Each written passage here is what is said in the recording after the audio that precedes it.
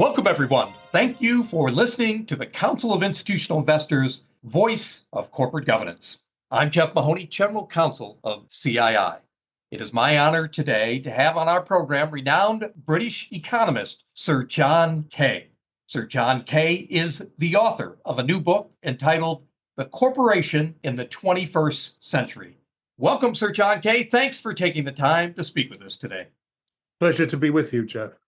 Sir John Kay, you are the author of over a half dozen best-selling books. What was your motivation for writing your new best-selling book, The Corporation in the 21st Century? Well, that motivation actually goes quite a long way back and underpins really all the books you're talking about. Because I began my career teaching in Oxford, teaching basic economics courses. And the characteristic of the normal economic model is that people are optimizing. They're trying to optimize their utility or something like it, subject to constraints of various kinds. That's the standard economic model. But I took a post at London Business School, and I started getting involved more directly with business and finance myself, and meeting a lot of people engaged in business and finance. And I came to think the people I met weren't optimizing. I started asking, what were they maximizing? I then started to think they're not maximizing anything. They're people trying to cope with an unpredictable and uncertain environment. And life throws different things at them every day. And they're trying to find the best ways, or good ways, not necessarily the best ways, good enough ways through that. That's what real business and finance are actually like. And that kind of underpinned what I've been thinking ever since.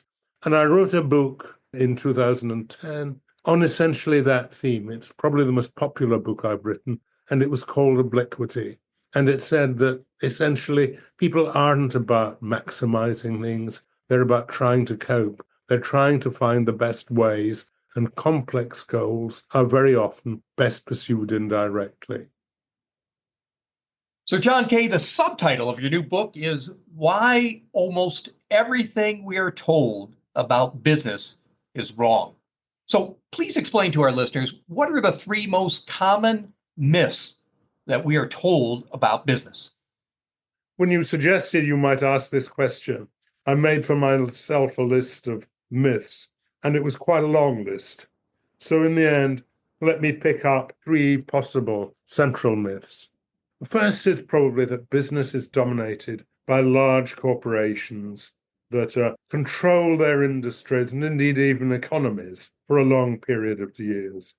I remember a journalist rang me up and asked, you study business, but you know business is dominated today by these large tech companies. Are there any examples of companies in the past that have been as dominant as these modern tech companies which failed? And I said to her, the better question would be, are there any companies that have dominated their industries and have gone on doing so forever? Indeed, because the norm is that people fail. And right now, we're watching the death throes, in effect, of US Steel. When US Steel was created a century ago, US Steel was by far, by any standards, the largest and most successful company in the world. It dominated America's major industry, and America dominated global production of steel. Today, US Steel is trying to avoid being taken over by Nippon Steel, a Japanese competitor, and US Steel is no longer the major steel producer in the United States, far less in the world.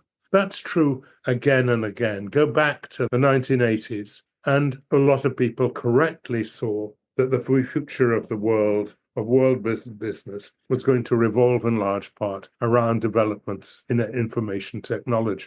So who was the company best placed to gain from that? The answer, of course, was IBM. And for a decade, IBM was actually the most valuable company in the world, dominated the information technology industry. And where is IBM now? It's a rather minor consultancy in all of this. I can tell this story about General Motors. I can tell it about General Electric. I can tell it again and again. The nature of business is that, as I said earlier, people are trying to cope with an uncertain, variable, unpredictable environment. And in the main, most companies don't succeed in the long run in doing it. That's the story of IBM. It's a story of General Motors. It's a story of all these once dominant companies. Well, that's my first myth. My second myth is that the stock market is an important source of finance for business. It isn't. In Britain and the United States over the last couple of decades, more money has been taken out of the stock market through acquisitions for cash and share buybacks than has been put into it. IPOs are not now a major method of raising finance for business. IPOs are a way of enabling early investors in a company to cash in on the success of these companies. So the stock market today is not so much a means of putting money into companies as a means of taking it out. And that means when we think about business in terms of the contribution of finance in the stock market to it, we're getting it quite the wrong way round. The stock market is a follower, in a sense, rather than a leader in all of this. And shall I go on to my third myth? Please. The third is that greed is the dominant human motivation. The models I was describing that I spent the first part of my working career developing, these models are based on one version or another of that assumption. But actually, people are not exclusively, or not, in most cases, primarily motivated by greed. The people who set up great businesses overwhelmingly are people who wanted to build great businesses. And that's what they did. And they made a lot of money in the course of doing that. But it was the building the business that was their motivation, not the money they thought they might make as a result of their success in doing that. And that's been true for over 100 years. It's true of Elon Musk, who may be the richest man in the world, but he didn't set out to become the richest man in the world. He set out to build electric cars, spaceships, and so on. And he made money along that way. And that was true of Andrew Carnegie, of everyone else throughout history. Alfred Sloan didn't set out to make a lot of money. He set out to build the world's leading car company, and he did. And we've seen that most forcibly, really. Bill Allen, who was a CEO in the great days of Boeing when they developed the 737 and the 747 and the planes that changed the world for us, he said, our aim is to eat, sleep, and breathe the world of aeronautics. He was succeeded at the turn of the century by people like Phil Condit and Harry Stonecipher. Stonecipher famously said, people say this is a great engineering company. It is a great engineering company, but the reason people invest in a company is they want to make money. And the result of that was that Stonecipher and his successor developed the company which we see now, which no longer enjoys the global reputation that made Boeing one of the leading companies in any industry in the world and the overwhelmingly dominant company in civil aviation. The dominant motivation is people wanting to build great businesses. And that's as true of Elon Musk and Mark Zuckerberg as it was of these heroes of the past. So, John Kay, your new book argues that the only long-term source of shareholder value for a corporation is having a sustainable competitive advantage. So can you explain to our listeners how you reached that conclusion and what factors should long-term investors consider when evaluating whether a corporation has a sustainable competitive advantage? Well, in truth, the proposition is almost tautological, because you could only be successful in the long run if you can do things that other people can't do or can't do as well as you do. And that's what I mean by a sustainable competitive advantage. What I've done in the course of my career is to try and identify what these sources of sustainable competitive advantage typically are. And I found it useful to come up with four main types of competitive advantage. One is to do with brands and reputation. And these matter in quite a wide variety of industries. They matter in consumer goods industries. The kind of reputation that a firm like Coke or Quaker Oats has enables them to sell goods with an ease and at prices that other people find it difficult to match. It's equally true in financial services, where, as it were, Goldman Sachs and other long-term successful companies have reputations not only that other people can't match, but that attract able people to go and work for them and sell their services and their capabilities through these organizations. So brands and reputation are one source of competitive advantage. Innovation is also potentially a source of competitive advantage. But innovation in itself is a fragile one, because innovation is almost always imitated by competitors in one way or another. So that Apple pioneered the smartphone, but Samsung and others quite quickly jumped on that particular bandwagon. So innovation is fragile, and you only make innovation a successful competitive advantage over the long term by having the capability of generating a series of innovations in the way that a company like Apple does. And my third source of sustainable competitive advantage is what I came to call architecture, which is essentially a structure of relationships that other people find it hard to replicate or imitate. Indeed, successful businesses often themselves don't fully understand what they are.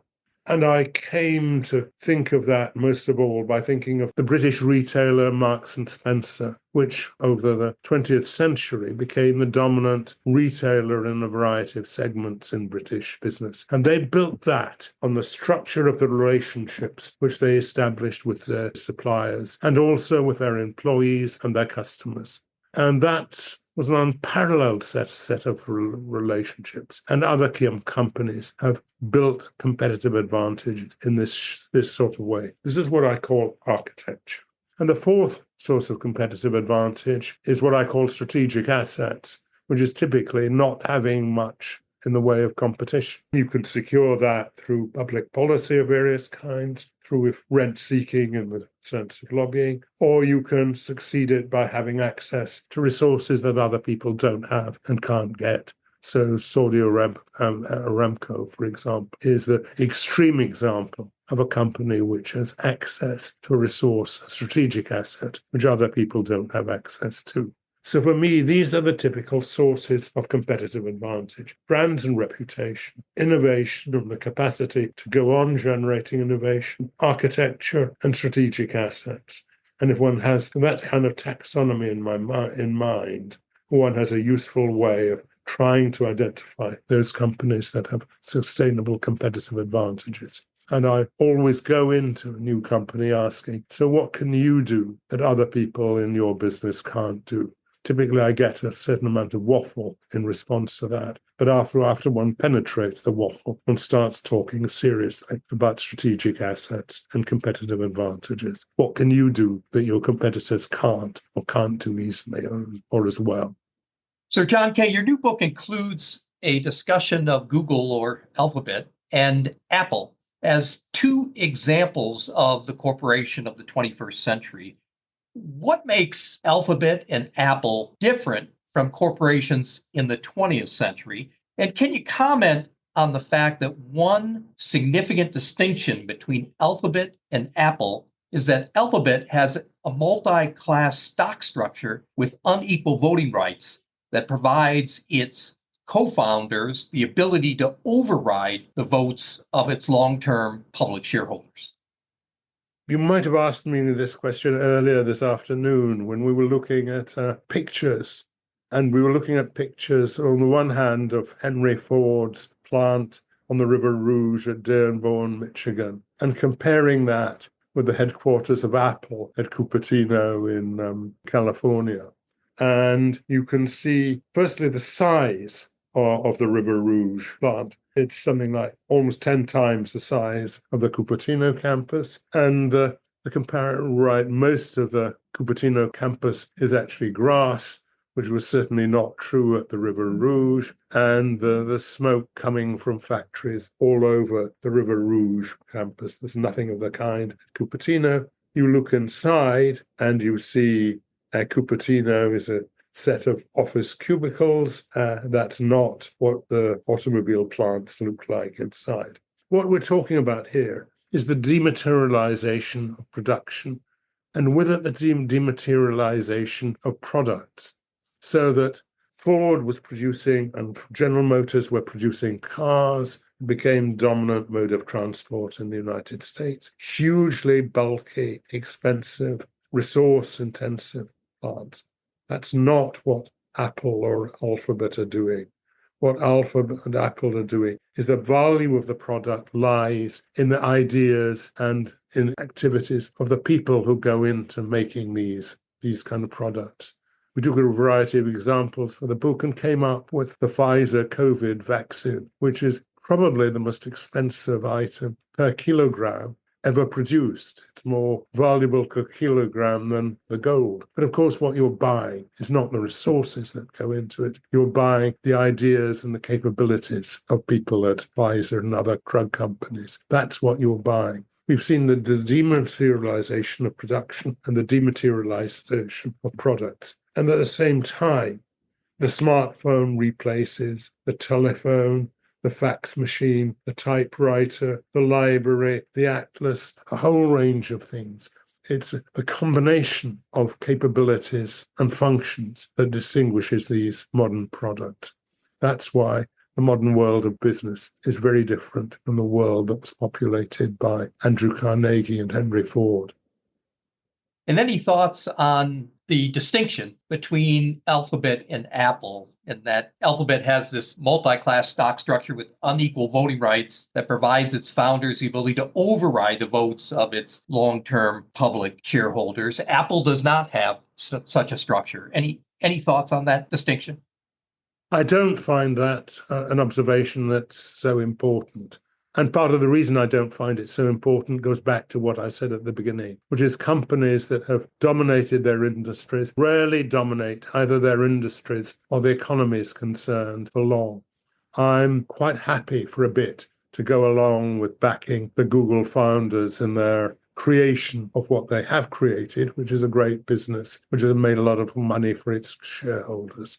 I suspect Google is not forever, and most of these companies, including Apple, of course, are not forever. I'm already aware that one's grandchildren think that the fact that I use Facebook is an illustration of how old I must be. And that's not where the future as they see it lies. That's a powerful indicator of how dominance of industries, even the degree of dominance which these tech companies have achieved, is typically transitory. That concludes our podcast episode. On behalf of the Council of Institutional Investors, I want to again thank my special guest, British economist Sir John Kay.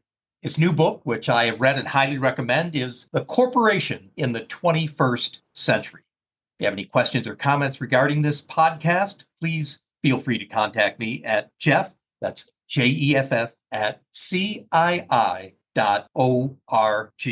Until next time, I'm Jeff Mahoney. Thanks again for listening to the Voice of Corporate Governance.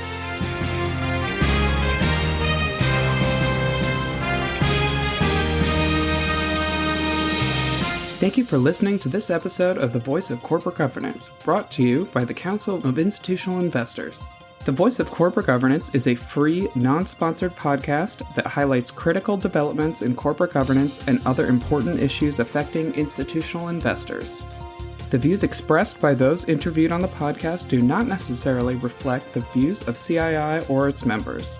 For more information on CII and its policies on corporate governance, please visit our website at www.cii.org.